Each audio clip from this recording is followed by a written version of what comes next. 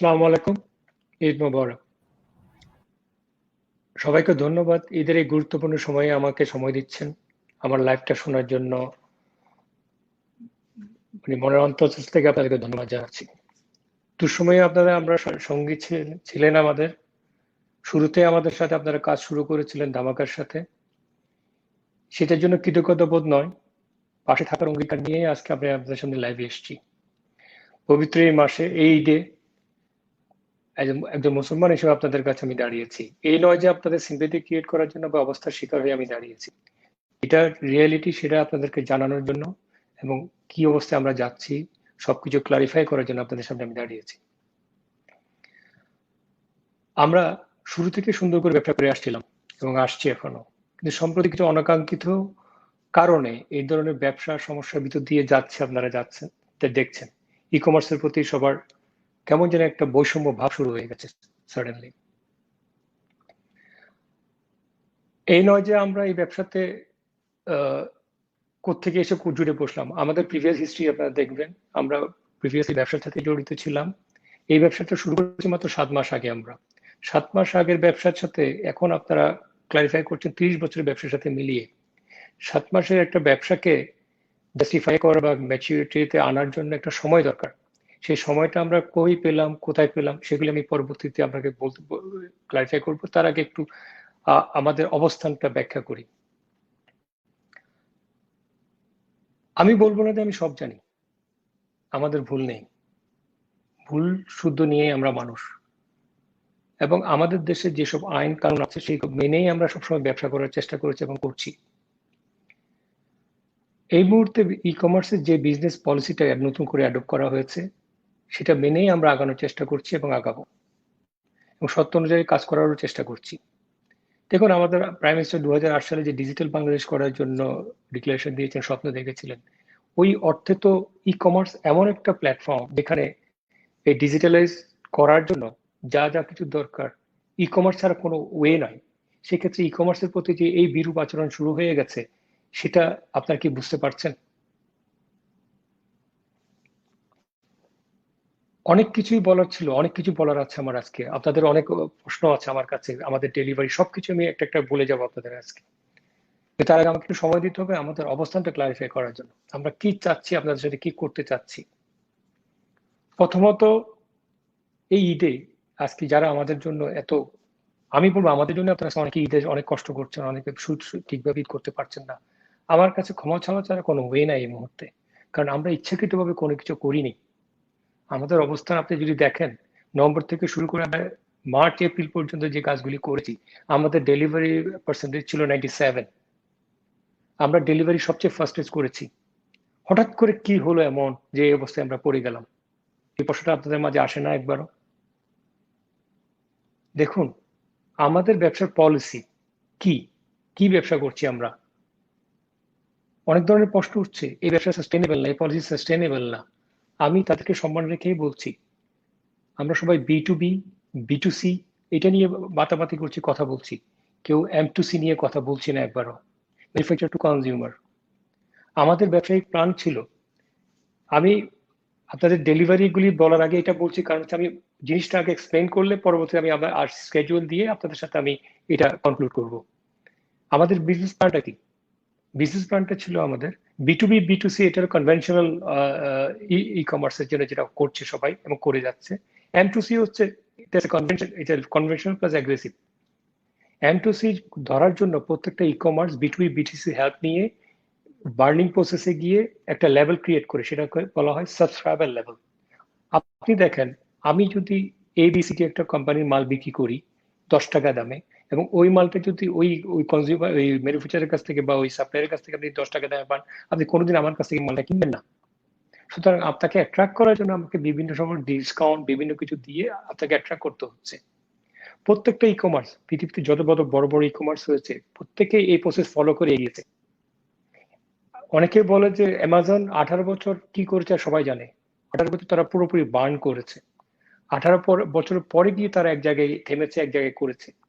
এখন সবাই বলছে অ্যামাজন তাদের নিজের পকেট থেকে টাকা বার্ন করছে, মানুষের টাকা বার্ন করে। ইয়েস, দে আর রাইট।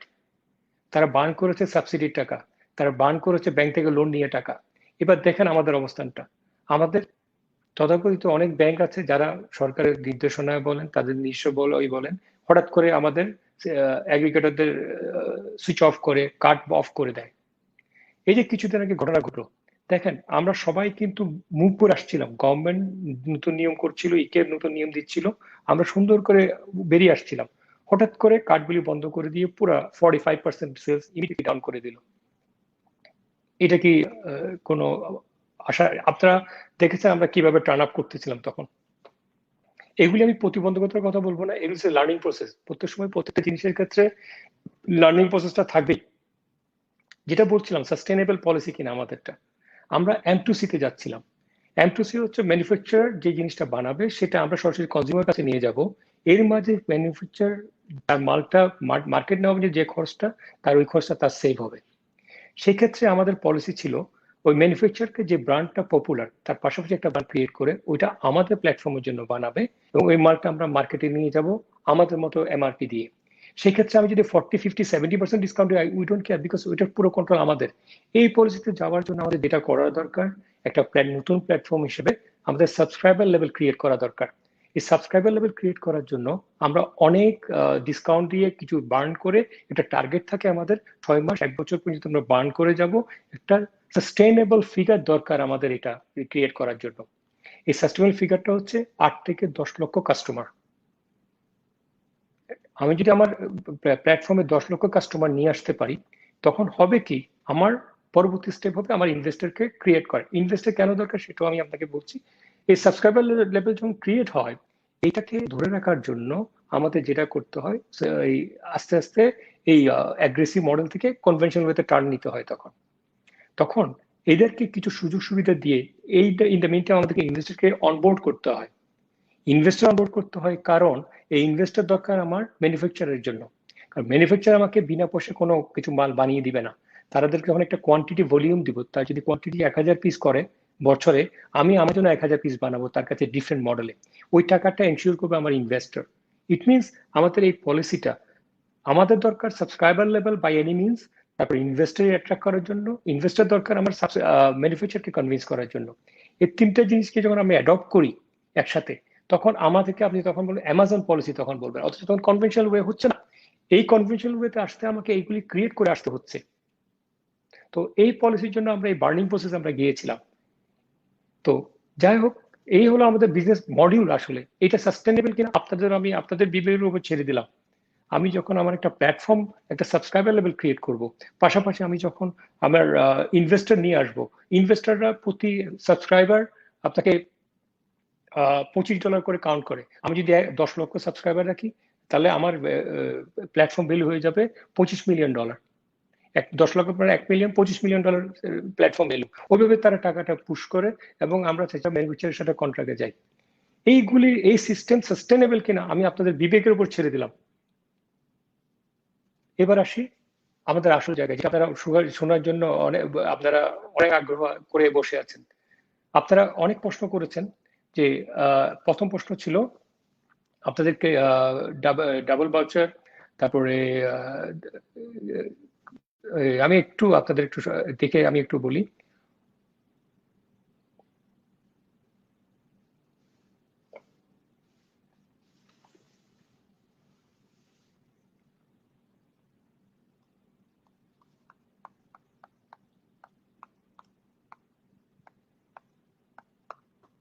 সিগনেচার কার্ড, ডাবল টাকার ভাউচার, বিভিন্ন কার্ড সম্বন্ধে, ডেলিভারি সম্বন্ধে, মে জুন ডেলিভারি, এগুলি সব জানতে চেয়েছেন।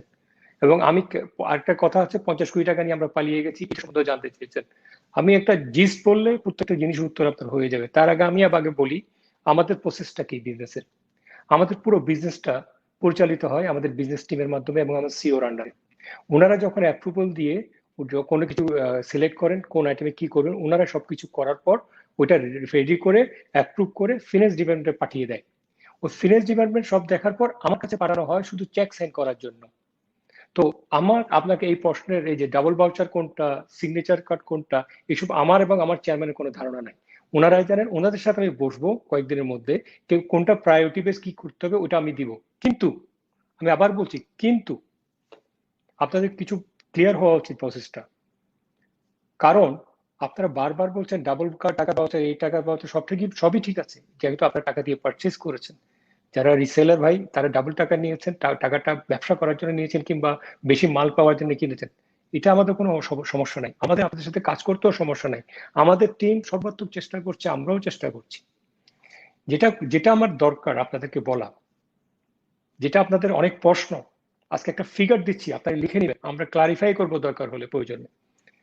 আমরা নভেম্বর থেকে জুন পর্যন্ত আমরা ব্যবসা করেছি, জনগণের কাছ থেকে আমরা টাকা অ্যাডভান্স নিয়েছি 580 কোটি টাকা।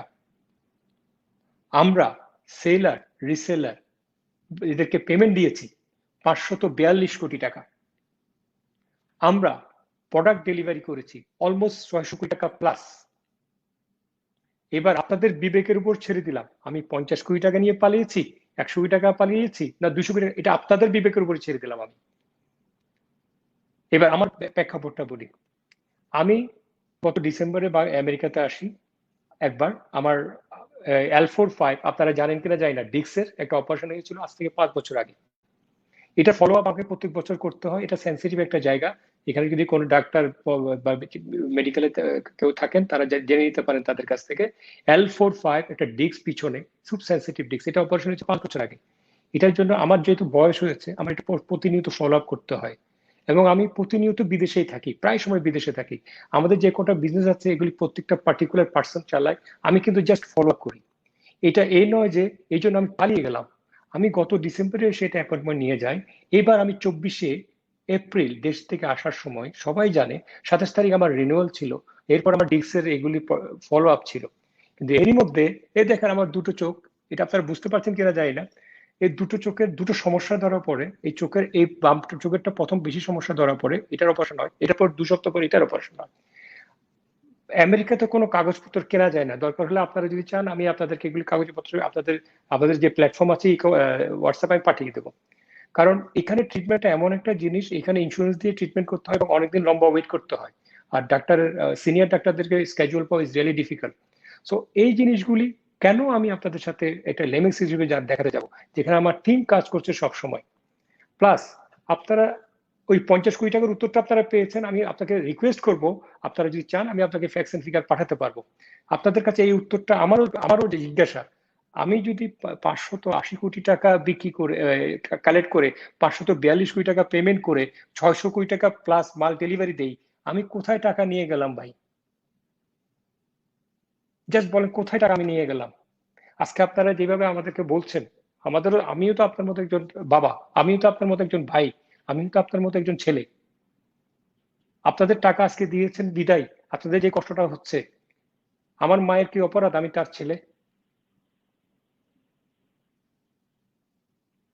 এটা কোনো ইমোশনাল কথাবার্তা না, এটা রিয়ালিটি আমি আপনাদেরকে তুলে ধরছি। আপনারা আজকে চেয়ারম্যান সাহেব, আমাদের চেয়ারম্যান সাহেব একজন যথার্থ একজন ভদ্রলোক, নাম করা ডাক্তার বাংলাদেশে, তাকে যে হেনস্থা করা হয়েছে, এটা কি কোনো মানবিক গুণের দিকে পড়ে? উনি তো কিছুই জানেন না, উনি তো একজন অলংকার, চেয়ারম্যান একটা অলংকার পোস্ট। উনি অস্বীকার করবেন না তো কি করবে বলেন? উনার মতো একজন ভদ্রলোককে যদি গিয়ে আপনি এইভাবে কথাবার্তা বলেন, তাহলে আপনি কি কোথায় গিয়ে দাঁড়াবেন বলেন? সে ফর এক্সাম্পল, আমি আমাদের আমাদের কথা বাদ দিয়ে আমি একটা উদাহরণ আপনাদেরকে তুলে ধরি। এই ঈদের দিনে আপনার সাথে আমি আমেরিকা থেকে কথা না বললেও তো পারতাম। আমি যদি আমার মনে যদি 2 নম্বরই বা কিছু থাকতো, আপনাদের সামনে না আসলেও তো পারতাম। কি করতেন আপনি আমাকে আমেরিকাতে এসে বলেন? আমি গত 3 সপ্তাহ যাবৎ প্রত্যেকটা হোয়াটসঅ্যাপ প্ল্যাটফর্মে আপনার সাথে ফলো আপ করছি। আপনি জানেন আমার শরীরের অবস্থা এবং আমার ওয়াইফের শরীরের অবস্থা আপনারা কেউই জানেন না। আমি বলতেও চাই না, আমি কোনো এক্সকিউজ দিতে চাই আপনাদেরকে। রিয়ালিটি আপনাদের কাছে আমি তুলে ধরতে চাচ্ছি। সবাই মানুষ, এটা মনে রাখবেন। কেউ যদি কারো টাকা মারার ইচ্ছা থাকে, আমি 200 কোটি টাকা বলেছেন, যেটা স্বপ্নের মধ্যেও এখানে নাই। আপনারা 50 কোটি টাকা বলছেন, সেটাও তো মিলাতে পারছি না আমরা। আপনারা মিলান। আমি যদি 50 কোটি বা 200 কোটি টাকা নিয়ে চলে আসতাম, কি দরকার ছিল আপনাদের সাথে আমার লাইভ করার? আমার মা দুটো ছেলে, আমার দুটো ছেলেরা আমেরিকায় থাকে। 30 বছর যাবত আমি আমেরিকার নাগরিক। আপনাদের কি একবারও মনে হয় না 7 মাসের একটা ব্যবসাকে আপনারা যেভাবে জাস্টিফাই করছেন, এটা অমানবিক? এটা অমানবিকের ঊর্ধ্বে। আপনারা মাঝে মাঝে গালাগালি করছেন প্ল্যাটফর্মে, মাঝে মাঝে উল্টাপাল্টা কথা বলছেন। আপনাদের অধিকার আছে, আপনাদের সব ধরনের অধিকার আছে আমাদেরকে গালাগালি করার, কিন্তু একটিবার চিন্তা করুন, আমরা কি ভিকটিম অফ সার্কামস্ট্যান্সেস নই? আমি কি মুখে বলে আপনাদেরকে বোঝানোর চেষ্টা করছি আমি ভিকটিম? আমি যে ফ্যাক্টস এন্ড ফিগার বললাম, এই জিনিসটা আমরা পার্টিকুলার ডিপার্টমেন্টেও বলেছি, আমাদের এক্সিকিউশন প্রসেসও বলেছি, টিম কিভাবে কাজ করে। আমি আর চেয়ারম্যান, আমি শুধু চেক সাইন করতাম, সেটাও বলেছি। আমার টিমে যার দোষ হলো সেটা আমার দায়িত্বে আসবে, আমি ওনার হিসেবে আমার দায়িত্বে আসবে, সেটাও আমি বলছি। আর কি করলে আপনার কি চান আমি আপনার সামনে এসে দাঁড়াই এবং আপনারা আমাকে গুলি করে মেরে ফেলেন, সবকিছু সলিউশন হয়ে যাবে? কেন ভাই? আমি আরেকটাই বলি, পাশাপাশি আরেকটাই বলি যে অনেক বড় সমস্যা আছে। উনি প্রতিনিয়ত লাইভে আসলে কথা বলছেন, উনি কি আপনাদের সিম্পেথি ক্রিয়েট করেন? না, সবাই আমরা সাস্টেইন করার জন্য, এই মার্কেটটাকে ধরে রাখার জন্য চেষ্টা করে যাচ্ছি। এখানে একটা গ্রুপ, পেইড গ্রুপ আমাদের পিছনে লেগেছে,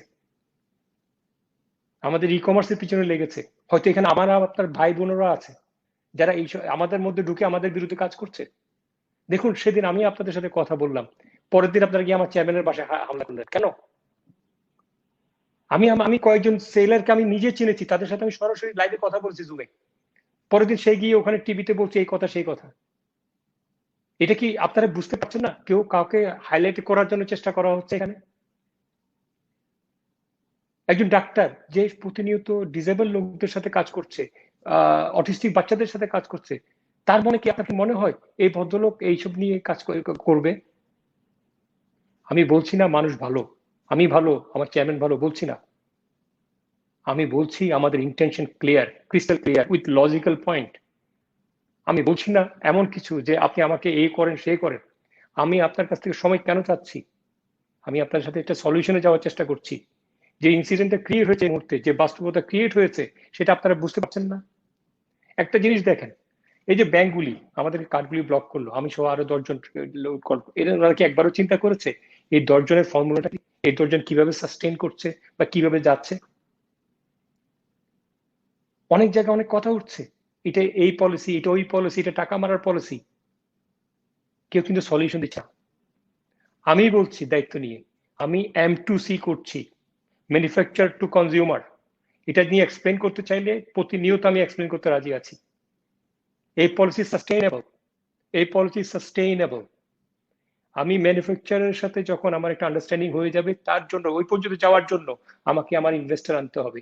আজকে দেখেন দুজন ইনভেস্টর আমার বাংলাদেশে আছে, একজন বিদেশ থেকে এসছে, একজন লোকাল। এই দুজন ইনভেস্টর ভয় পেয়ে গেছে এইসব বিহেভিয়ারের জন্য, এইসব বিহেভিয়ারের জন্য তারা ভয় পেয়ে গেছে, এখন অবজারভেশনে রাখছে আমাদের। এই যে 1 মাস আপনাদের কাছ থেকে সময় নিচ্ছে, আজকে 1 মাস সময়ও লাগতো না আমার যদি তারা অনবোর্ড হয়ে যেত। এই যে পার্টিকুলার সিচুয়েশনটা ক্রিয়েট হয়ে গেছে, আল্লাহ না করুক যদি আমি যদি এখন ইনভেস্টর হারিয়ে ফেলি, আমি আপনার কোত্থেকে কি করব বলেন? আমরা যারা ব্যবসা করতে আসি, আপনি বাংলাদেশে অনেক বড় বড় ব্যবসায়ী আছে, হাজার হাজার কোটি টাকা তারা লোন করে না, তাদের গুডউইল দিয়ে লোন করে। আমরা কি সেই গুডউইল করতে পারলাম? আপনারা তো আমাকে 6 মাসের জায়গায় আমাকে গলা টিপে ধরছেন। আমরা আমাদের পলিসি অ্যাডপশন করতে যাচ্ছি, এখানে আমরা বার্ন করে যাচ্ছি। আপনি দেখেন একটা ব্যাংক যখন আপনাকে লোন দেয়, প্রথম দিকে তারা প্রথম বছর বেশি ইন্টারেস্ট নিয়ে নেয় কেন? কারণ তারা জানে প্রথম বছর যদি ইন্টারেস্ট না নেয়, পরবর্তীতে আপনি তার কাছে থাকবেন না, চলে যাবেন অন্য জায়গায়। আমাদের কাজ হচ্ছে প্রথমে আমরা সাবস্ক্রাইবারটাকে অনবোর্ড করা, সেই সাবস্ক্রাইবারকে অনবোর্ড করার জন্য আমরা যথাসাধ্য চেষ্টা করছি। এই সময় এই সব প্রতিবন্ধকতা সৃষ্টি হচ্ছে। আমি যদি সাবস্ক্রাইবার লেভেলটা এখন 3 লক্ষে আসছি, আমার টার্গেট ছিল 5 লাখ হলে আমাদের ইনভেস্টর অটোমেটিক অনবোর্ড হয়ে যেত আমাদের। এই যে দেখেন প্রতিনিয়ত যেসব ঘটনা ঘটছে, প্রতিনিয়ত যেভাবে আমরা প্রতিবন্ধকতা সৃষ্টি হচ্ছি পার্টিকুলার জায়গায়, সরকারের প্রত্যেকটা ডিপার্টমেন্টকে আমরা সাধ্যমতো চেষ্টা করছি, ওনাদের সাথে আমরা যা যা চাতে দিচ্ছি। তার পাশাপাশি দেখেন আমাদের যে আমাদের এমপ্লয়িরা, আমাদের কলিগরা, তারা কি অবস্থায় আছে? তারাও তো কারো বাবা, তারাও তো কারো ভাই, তারাও তো কারো বোন, তাদেরকে যেভাবে হেনস্থা করা হচ্ছে, এটা কি এটা কি কোন পর্যায়ে পড়ে? দোষ যদি করে থাকে আমি করেছি, আমার কোম্পানি করেছে, আমার ম্যানেজমেন্ট করেছে, দোষ তো ওরা করেনি, ওরা কাজ করছে ওখানে। কেন আপনারা এইসব এইভাবে করছেন? তারা তো ওখানে কাজ করছে, তারা তো আপনাদের ভাই আপনাদের বোন হতে পারে, তাদেরকে গালি দিয়ে তাদেরকে ভয় দিয়ে কি লাভ? আজকে দেখেন আপনারা বলছেন আমরা অফিস বন্ধ করে দিয়েছি, আমরা কি অফিস বন্ধ করেছি? লকডাউন চলছে না ওখানটায়, আমাদের অফিসে 8 থেকে 12 জন লোক করোনা পজিটিভ। কি করে ওই অবস্থায় এতগুলি লোক কাজ করবে? তো দেখেন সার্বিক পরিস্থিতি আপনারা চিন্তা করেন। আপনারা যদি বলেন আমি আজকে লাইভে এসে আপনাদের অনেক কিছু করার চেষ্টা করছি, সেটা ঠিক না। এই পবিত্র ঈদের দিনে আমি আপনাদেরকে এইসব কথা বলছি, কারণ ঈদের শুভেচ্ছার সাথে সাথে আপনাদেরকে রিয়েলিটি জানা দরকার। যাক, আমি হয়তো অনেক কথা বলে ফেললাম আমাদের সাস্টেনেবল। এবার আসি আপনাদের আসল জায়গায়, যেটা বলেছি আমরা 10% কেন বলেছি। দেখুন, এমন কোনো কথা দিতে চাচ্ছি না আমি, আমি যেটা স্বপ্ন নিয়ে কোনো কথা বলছি, আমি রিয়েলিটি নিয়ে কথা বলছি। আমি শুরু করতে চাচ্ছি আপনাদের সাথে, আপনাদেরকে আমাদের ইন্টেনশন ক্লিয়ার করার চেষ্টা করছি। আমরা 10% জানি কিছুই না, কিন্তু আমরা যেটা চেষ্টা করছি আমাদের ইনভেস্টরকে অনবোর্ড করার জন্য সদাচার। আমরা খুব শীঘ্রই এটা সলভের দিকে যাব, কারণ আমরা ব্যবসাটা শুরু করতে চাচ্ছি। দেখেন, অনেক সেলার ভাই তাদের অনেক পাওনা বাকি রয়ে গেছে। এবার আমার আরেকটা ইন্টেনশন আপনাদের কাছে ক্লিয়ার করি। আমি এপ্রিলে আমেরিকাতে আসছি, আমি মে মাসে 10 কোটি টাকা পেমেন্ট দিয়েছি। আমার যদি ব্যাড ইন্টেনশন থাকতো আমি 10 কোটি টাকা কেন পেমেন্ট দিলাম?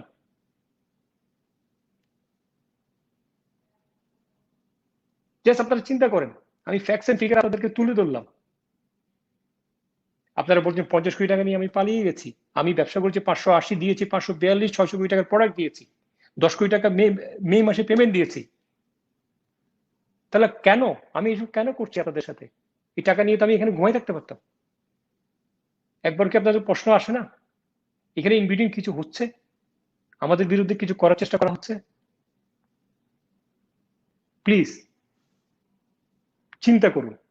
আপনাদের ডাবল কার্ড টাকা ভাউচার, সিগনেচার কার্ড, প্রত্যেকটা জিনিস আমার টিমের সাথে বসে আমরা সিঙ্ক্রোনাইজ করব। আমরা যত শীঘ্রই এগুলি সব সলভ করার চেষ্টা করব। কিন্তু এই মুহূর্তে আপনাদের অনেক দাবি 50%, 30%, 40%। ভাই, আপনাদেরকে দিয়ে দিতে পারলে আমারও তো সেফ। আমার মান সম্মান নিয়ে যেভাবে আপনারা আর বলতে চাচ্ছেন এটা নিয়ে, যাই হোক, আমাদের যত তাড়াতাড়ি দিতে চাচ্ছি, আমি যদি 10% দিতে চাই, ইট মিনস কি এই 10% যদি আমি মেরে দেওয়ার চিন্তা, আমি যদি মেরে দেওয়ার চিন্তা 10% দেওয়ার কথা কেন বলছি আপনাকে? আমি কি টাইম কিল করার জন্য বলছি বারবার লাইভে এসে আপনাকে? আপনাদের কি এটা মনে হয়? মাঝে মাঝে করতে হয় কি জানেন, রিয়ালিটি আমাদের হযরত মুহাম্মদ সাল্লাল্লাহু আলাইহি ওয়াসাল্লাম বলেছিলেন, যত বিপত্তি হোক তোমার কাছে ধৈর্য ধরতে হয়। আমি বলছি না আপনি সারা জীবন ধৈর্য ধরেন, আমাদেরকে কাজ করার সুযোগ দেন।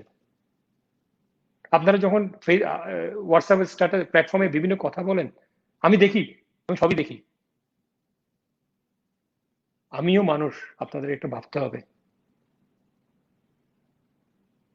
আপনারা যদি মনে করেন আমেরিকা থেকে বসে আপনাদের সাথে আমি এগুলি ফাইজলামি বা কিছু করছি, আর এর চেয়ে বড় দুঃখ আর কিছু থাকবে না আমার। শুধু একটা রিকোয়েস্ট থাকবে আপনাদের কাছে, প্লিজ ই কমার্সকে সেভ করার চেষ্টা করেন। বাংলাদেশ না, পৃথিবীর ভবিষ্যতে ই কমার্স যে করোনা ভিক্টিমাইজড হচ্ছে আমরা এই করোনায়, এই করোনা আগামী 5 বছরে যাবে না। আপনাকে ই কমার্সে থাকতে হবে। বাংলাদেশে কোনো ভালো ই কমার্স সৃষ্টি হবে না যদি আপনারা সহযোগিতা না করেন। আমাদের এই ইকোসিস্টেমটাকে ডেভেলপ করার জন্য আপনাদের সহযোগিতা অসম্ভব দরকার। সরকার চেষ্টা করছে, সরকার এখনো পর্যন্ত চেষ্টা করছে। দেখেন, সরকার মহল এখনো সব ই কমার্সকে নিয়ে একত্রবদ্ধভাবে কাজ করার চেষ্টা করছে। আপনারা একটু সহায়তা করেন। আপনাদের এই কেওয়াস, এইসব জিনিস জন্য সরকার আমাদেরকে প্রেশার ক্রিয়েট করতে বাধ্য হয়। আপনারা যখন যখন আপনারা ডেলিভারি করেছেন, যখন আপনারা ডেলিভারি পেয়েছেন, কই আপনার ব্যাড রিভিউ গুলি দিচ্ছেন? যারা ডেলিভারি পেয়ে বসে আছেন, যারা ব্যবসা করে লাভ করেছেন, তারা একটা রিভিউ তো দিচ্ছেন না আমাদের পক্ষে। আমরা যে এই 600 কোটি টাকার উপর ডেলিভারি করেছি, যারা পেয়েছেন, তারা তো একটা রিভিউ দিলেন না।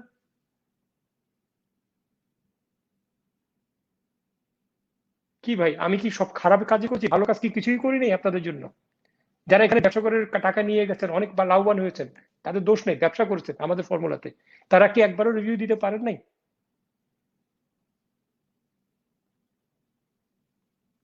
যাই হোক, আমি আমার এই ছোট্ট পরিসরে আমি আমার সাধ্যমতো চেষ্টা করছি ভাই। আমার আশেপাশে কেউ নাই, উপরওয়ালা আছে একজন, নিচে আপনারা আমার সাথে থাকেন। আমি এটা নিয়ে আগাচ্ছি, আমি এটা নিয়ে শেষ দেখবো। আমার ক্যারিয়ারের হিস্ট্রি আপনারা দেখেন, আমি কি করেছি সারা জীবন। আমরা এই 7 মাসের ব্যবসাকে আপনি আমাদের 30 বছর ক্যারিয়ার নিয়ে জাস্টিফাই করবেন না প্লিজ। এটা 7 মাসের ব্যবসা। একটা ব্যবসাকে দাঁড় করাতে হলেও তো কিছু সময় দিতে হয়, সেই সময়টি আমরা পাচ্ছি। দেখেন, আমি সরাসরি না, ইবেলি তার ব্যবসা শুরু করেছে। আমি একটা ঘটনা বলছি, আপনারা ইবেলি এমডির সাথে যোগাযোগ করে জেনে নিন। আমি দায়িত্ব নিয়ে কথা বলছি। ইবেলি যখন প্রথমে বিপদে পড়লো, ওনার সাথে আমার তখন পরিচয় হয়। উনি আসার পর ওনাকে নিয়ে আমি ইন্টারন্যাশনাল প্ল্যাটফর্মে গিয়ে ওনার জন্য আমি ফান্ড কালেকশনের ব্যবস্থা করছিলাম। ওনাকে জিজ্ঞেস করি না, আমি যদি একটা কথা মিথ্যা বলি। আমরা ওনার জন্য একটা বিএনপি পারিবাস, আমি নাম বলে দিলাম, বিএনপি পারিবাস ওনাকে টাকা দেওয়ার জন্য মনস্থ করেছিল, কিন্তু এই পাবলিক সেন্টিমেন্ট, এই বিভিন্ন পলিসির জন্য উনি বিপদে পড়ে গেল। উনি ওই সময় বিপদ থেকে উদ্ধার হয়ে যেত। কেন জানেন? এই প্রতিবন্ধকতার জন্য। এই আপনারা যখন একটা স্ট্যাটাস দেন, এই দেন, পাটপাট চোর, এগুলি বলেন, এগুলি কিন্তু খুব মারাত্মকভাবে কাজ করে। আপনি ইবেলির রাসেল সাহেবকে জিজ্ঞেস করেন, উনি, আমি বিএনপি পারিবাসের কান্ট্রি ইনচার্জ দুবাই, আমরা কনফারেন্স কল করেছিলাম, উনি কথা দিয়েছিল, কিন্তু পরবর্তীতে রেগুলেশন বিভিন্ন চাপের মুখে তারা সরে যায়। এই যে দেখেন, একটা কোম্পানি আজকে কত বড় বিপদে পড়েছে, উনি চেষ্টা করছে। অথচ দেখেন, তখনই আমি দেখেছি, তখন আমরা ব্যবসা তো আসি নাই, উনি সার্ভাইভ করে যেত ওইটা দিয়ে। এইভাবে আমাদেরকে প্রতিবন্ধকতা সৃষ্টি করবেন না প্লিজ। প্লিজ এটা প্রতিবন্ধকতা সৃষ্টি করবেন না, আমাদেরকে সুযোগ দেন কাজ করার। আমরা টেকনিক্যালি আমাদের কোম্পানি ভেরি সাউন্ড। এই মুহূর্তে বাংলাদেশে এমন কোনো কোম্পানি নাই যে তারা টেকনিক্যালি সাউন্ড, বিভিন্ন জায়গায় গিয়ে কাজ করতে পারে, আছে অনেকেই। কিন্তু এই যে প্রতিবন্ধকতাগুলি সৃষ্টি করা হচ্ছে বা কেউ করছে, এই জন্য সবাই কিন্তু স্টপ হয়ে যাবে। ধরেন আজকে আমার কোম্পানি বন্ধ হয়ে গেল, আপনি আমার অফিস ভেঙে দিলেন, আমার লোকজনকে মারলেন, ধরলেন, সবকিছু করলেন, কি লাভ হবে বলেন তো? আপনারা তো আজকে এই যে করোনার যে সিচুয়েশন যাচ্ছে, এখান থেকে কি বেরোতে পারছেন কেউ? এই সিচুয়েশন আপনাকে ব্যবসা করে খেতে হবে না? এই সুযোগটা তো ধামাকা, ইবেলি, অরেঞ্জ, আলিশা মার্ট এরাই করে দিয়েছে আপনাদেরকে। ভুলে গেলেন সবাইকে?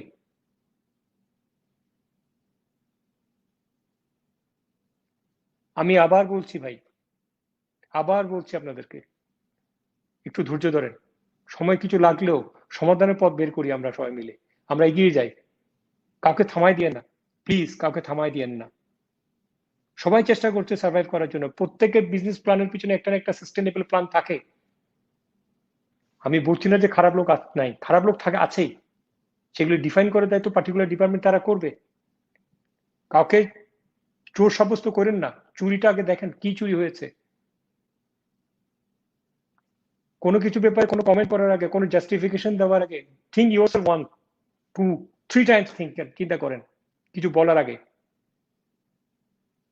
যাই হোক, আমি অনেক ইমোশনাল কথাবার্তা না, এগুলো রিয়েলিটি আপনাদেরকে বললাম, যেটা সত্যি। আমাদের কোম্পানি ব্যবসা করেছে 580 কোটি টাকা, জুন পর্যন্ত পেমেন্ট দিয়েছে 542, 600 কোটি টাকা প্লাস আমরা মাল ডেলিভারি করেছি। তাহলে আমি 50 কোটি টাকা কোথায় নিয়ে পালালাম বলেন তো ভাই? আপনাদের সিগনেচার কার্ড, ডাবল বাজার কার্ড সব নিয়ে আমরা কথা বলবো, যেহেতু আমরা 10% 24 তারিখ থেকে দেবো বলেছি আপনাকে।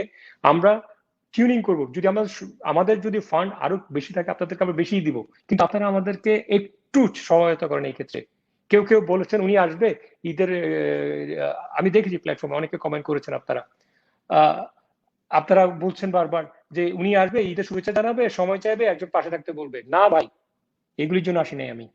আমি আজকে আপনাদের 7টা প্রশ্নের উত্তর আমি দিয়েছি কিনা আপনারাই বলেন। আমি বাংলাদেশে খুব শীঘ্রই ফিরবো, আমার ডাক্তারের ক্লিয়ারেন্স পেয়ে আমাদের চিকিৎসা আমি শেষ করে ফিরবো। আপনি জানেন এখান থেকে একবার বেরোলে এখানে আসাটা খুব ডিফিকাল্ট, ডাক্তারের অ্যাপয়েন্টমেন্ট পাওয়া খুব ডিফিকাল্ট এখানে। আপনার কি মনে হয়, আপনার কি মনে হয় এই আমি কি চোখ খুলে দেখাবো আপনাদেরকে যে আমাদের অপারেশন হয়েছে? এগুলি এগুলি কোনো অভিনয় বা কিছু না, এটা রিয়ালিটি। এখানে সকাল 10টা 30 এখন, গতকাল এখানে ঈদ হয়ে গেছে, আজকে আপনাদের ঈদের রাত। আমি আমার যে অবস্থা যাচ্ছে এই মুহূর্তে, আমি দোয়া করি যেন পৃথিবীতে কোনো ব্যক্তির এরকম অবস্থা না যায়। একটা লোক মানসিকভাবে ভেঙে পড়লে যে কি অবস্থা হয়।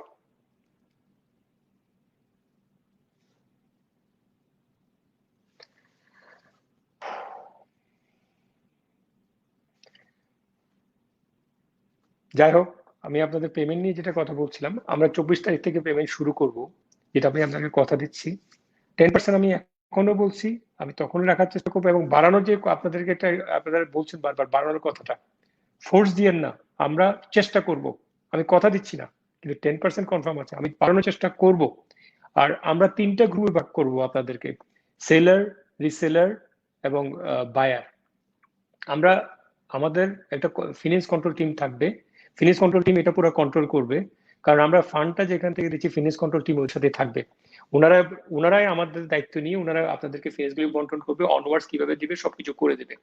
আর ডেলিভারিটা আমরা চেষ্টা করছি 18 তারিখ, আমরা বিভিন্ন জনের সাথে যোগাযোগ করছি, ওনারা মালটা অ্যাভেলেবেল করতে আমরা কিছু মাল প্রায়োরিটি দিয়ে তাড়াতাড়ি 18 তারিখে ব্যবস্থা করার চেষ্টা করছি। হয়তো একদিন 2 দিন প্লাস মাইনাস হতে পারে, কিন্তু আমরা সবচেয়ে বড় জিনিসটা চাচ্ছি আপনাদের কাছ থেকে। অনেকে বলেছে 30%, অনেকে বলে 50%। ভাই, টাকাটা যত তাড়াতাড়ি দিতে পারবো আমারই তো লাভ, আমারই তো লাভ।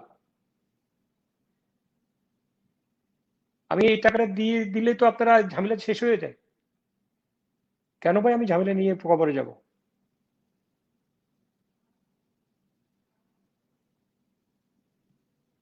এই এতদিন যে ভাউচার যে প্রফিট যারা করেছেন, তারা কি একবারে এসে বলতে পারেন না আমাদের পেমেন্ট বিহেভিয়ার কি ছিল? আমরা আগস্ট থেকে যে কাজটা শুরু করার চেষ্টা করছি, এই যে আগস্ট মাসে আপনাদেরকে ডেলিভারি দেওয়ার চেষ্টা করছি বা পেমেন্ট দেওয়ার আগস্ট মাস থেকে শুরু করছি, এই জিনিসটা আপনারা আমাদেরকে পজিটিভলি নিচ্ছেন না কেন? আমরা কি পালিয়ে যাব? আপনাদের কথা মতো আমি তো পালিয়ে আছি তাহলে। তাহলে আমার এইসব বলার দরকারটা কি বলেন? শুনেন, একটা অর্গানাইজেশনে অনেক লোক কাজ করতে পারে।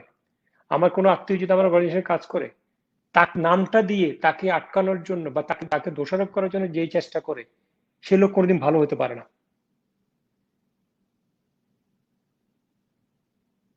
আপনাকে আমরা আবারও বলছি, পৃথিবীতে আমরা অনেক মানুষ আছি যাদের মেন্টালিটিতে কিছু সমস্যা থাকে। আমাদের সবার লিমিটেশন থাকে।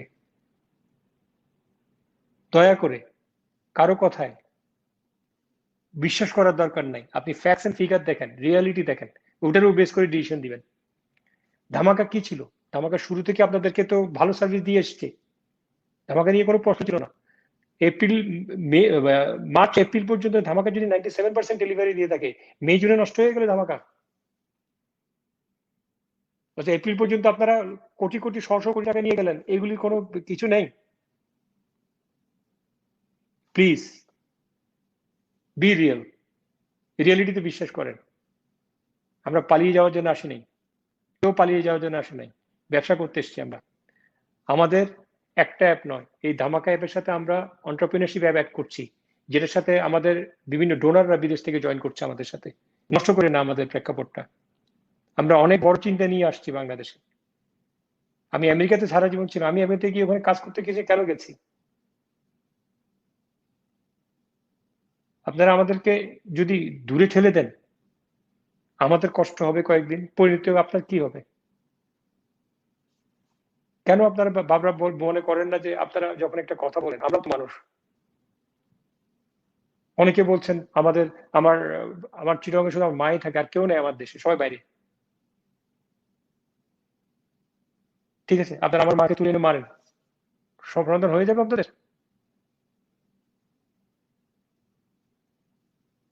আপনি ডক্টর আলীকে গিয়ে পাথর মারেন, সমাধান হয়ে যাবে? আপনাকে রানাকে দিয়ে পিটান, সমাধান হয়ে যাবে? Please try to be, try try to catch the situation. সিচুয়েশনটা ধরেন, বুঝার চেষ্টা করেন। ধামাকাতে যে চেঞ্জটা আসতেছে সামনে, আপনারা ইমাজিনই করবেন না আমরা কি করতে যাচ্ছি। আমি আবার বলছি, ধামাকা প্ল্যাটফর্ম, তার পাশাপাশি আরেকটা প্ল্যাটফর্ম হচ্ছে ধামাকা এন্টারপ্রেনারশিপ, যেটা সারা ওয়ার্ল্ডে রেকগনাইজড একটা ফর্মুলা হিসেবে পরিচিত হয়েছে। আমরা ইন্টারন্যাশনালি অনেক মিটিং করেছি, Islamic development bank, world bank, সবার সাথে আমরা মিটিং করেছি এখানে, যারা ডোনার হিসেবে ধামাকা এন্টারপ্রেনারশিপ আসতে চাচ্ছে। এই পরিস্থিতি সৃষ্টি করে আমরা কোথায় গিয়ে দাঁড়াবো বলেন? আমি ইবেলির যে উদাহরণটা দিলাম, রাসেল সাহেবের কাছ থেকে আপনারা সরাসরি যারা চিনেন তাকে জিজ্ঞেস করেন এটা সত্যি কিনা। ভদ্রলোক তখনই সেফ হয়ে যেত, বিএনপি পারভেজ তাকে টাকা দেওয়ার জন্য রেডি হয়ে গিয়েছিল। প্লিজ এভাবে সবার সুযোগটা নষ্ট করে দিয়েন না। আপনারা সব খুব শীঘ্রই দেখতে পাবেন ধামাকার কি চেঞ্জ হতে যাচ্ছে। ধামাকার অনেক কিছু চেঞ্জ হবে। ধামাকা ধামাকার মতোই ফিরে আসবে। প্লিজ রিউমার, কোনো রিউমারে বিশ্বাস করেন না, কোনো কিছু বিশ্বাস করেন না। আমরা এখানে ব্যাড ইন্টেনশন নিয়ে কাজ করতে আসিনি।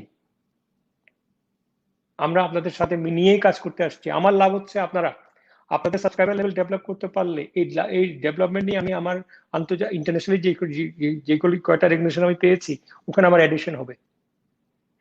আমাদের এন্টারপ্রেনারশিপ যেটা অ্যাড করতে যাচ্ছি, এই এন্টারপ্রেনারশিপ সম্বন্ধে আপনারা যদি জেনে না থাকেন, আমরা এটা ইন্টারন্যাশনাল স্ট্যান্ডার্ডে রেডি করেছি একটা অ্যাপ, যারা ধামাকার আলটিমেট আরো সাবস্ক্রাইবার লেভেল ওখানেই বাড়বে অ্যাজ এন্টারপ্রেনার।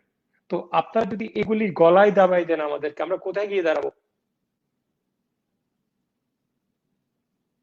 আজকে আমি যেসব কথা বলছি আপনারা যদি এগুলো অভিনয় মনে হয়, একটা মানুষ এখন 35 মিনিট আমি আপনার সাথে লাইভ করেছি, আমি আমি চিন্তা করছি 10 মিনিট লাইভ করছি, আমি নিজেকে থামাতে পারছি না। আমি কোনো প্রেসক্রাইব ফর্ম দিয়ে আপনার সাথে কথা বলছি না, আমার রিয়ালিটি নিয়ে কথা বলছি, বাস্তব নিয়ে কথা বলছি, আমার মনে যা আছে সেটা নিয়ে আপনাদের সাথে কথা বলছি। আমার ছেলেরা যারা কাজ করছে ওখানে, বিভিন্ন হেড, দেবাকর, মিঠুন, কেন আপনি তাদেরকে গালাগালি করছেন? তাদের কি দোষ? তারা কাজ করছে, চেষ্টা করছে, দোষ ত্রুটি নিয়েই তো মানুষ। কেন কেন তাদেরকে মারছেন, তাদেরকে গালি দিচ্ছেন?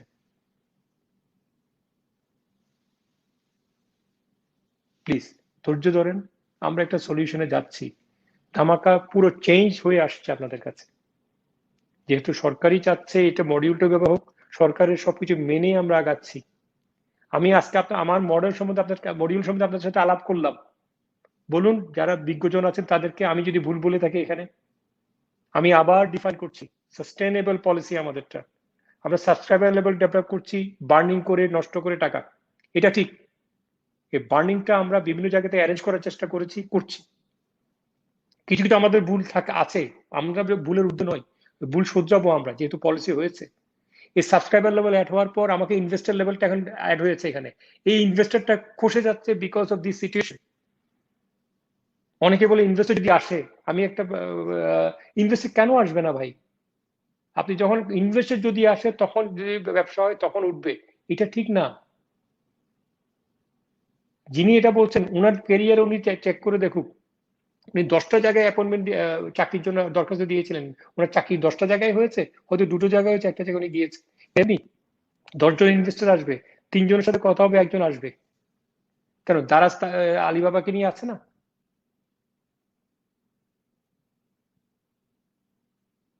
আপনার কি মনে করেন দারাজের চেয়ে কোনো অংশে ইবেলি কিংবা ধামাকা কিংবা আলিশাবার কোনো অংশে খারাপ?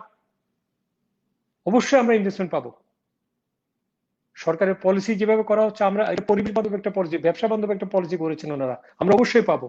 এবং সরকার যেভাবে উদার মনোমানসিকতা দেখাচ্ছে এই ইনভেস্টরের ক্ষেত্রে, আমরা অবশ্যই ইনভেস্টর পাবো।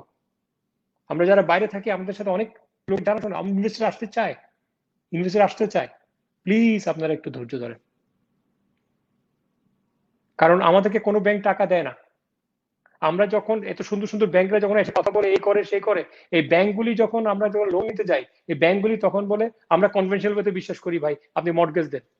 আমি 1000 কোটি টাকার ব্যবসা করতে যাচ্ছি, আমি মর্টগেজ 2000 কোটি টাকা কোত্থেকে দেবো বলুন তো? এই ব্যাংকগুলিকে আপনারা একবার প্রশ্ন করেন না, আপনারা যে এত সুন্দর সুন্দর প্ল্যাটফর্মে কথা বলেন, আপনারা কখনো কি এইসব লোকদের পাশে গিয়ে দাঁড়িয়েছেন কোনো সময়? অথচ দেখেন, আমরা যখন আপনার টাকা নিয়ে আপনাদের টাকা কালেক্ট করছি, ওখান থেকে কিন্তু তাদের টাকা তারা কেটে নিয়েছে আমাদের কাছ থেকে।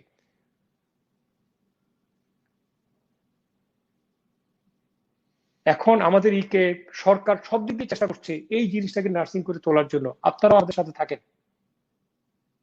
একটা দেশের, একটা জাতিকে গড়তে আমাদের আমাদের জাতির জনক যে চেষ্টাটা করেছে, আমরা সেই জিনিসটাকে কেন নষ্ট করব বলেন? Please give your good hand. আপনারা বারবার বলছেন যে উনি বারবার সময় চাচ্ছেন, সময় চাচ্ছি ভাই, আমি সলিউশনে দেওয়ার চেষ্টা করছি। এই যে আপনারা হঠাৎ করে এই জিনিসটা ঘটে গেল, আমাদের যদি এটা রানিং প্রসেসে থাকতো, আমাদের আজকে আপনি আমাকে দেখতেন, আমার নামও তো আপনারা জানতেন না। সিচুয়েশনটা ক্রিয়েট হয়েছে বিধায় আজকে এগুলি জানছেন। হেল্প হেল্প ইচ আদার, আমরা কমপ্লিমেন্ট ইচ আদার করি, আমরা একটা জায়গায় গিয়ে দাঁড়াবো। প্লিজ, আমি যদি কোনো কাউকে হার্ট করে থাকি আমার কথায়, ঈদের দিনে, ঈদের উপলক্ষে আমাকে ক্ষমা করে দেবেন। আমার বয়স যারা বড় তাদেরকে আমি ধন্যবাদ জানাচ্ছি আমাকে সময় দেওয়ার জন্য। ছোটরা আপনাদেরকে রিকোয়েস্ট করছি, বি পেশেন্ট, ধৈর্য ধরেন। আমি বলছি না যে সারা জীবন ধৈর্য ধরতে হবে, আমরা সলিউশন নিয়ে আসতেছি, আমাদেরকে সহযোগিতা করেন। ভালো থাকবেন, সবাইকে ঈদ মোবারক। আমাদের জন্য দোয়া করবেন, আমরা যেন সবাই সুস্থ থাকি, আর এই করোনাকালীন সময় যেন আমরা সবাই একসাথে মিলে ভালোভাবে থাকতে পারি, দোয়া করবেন। আসসালামু আলাইকুম।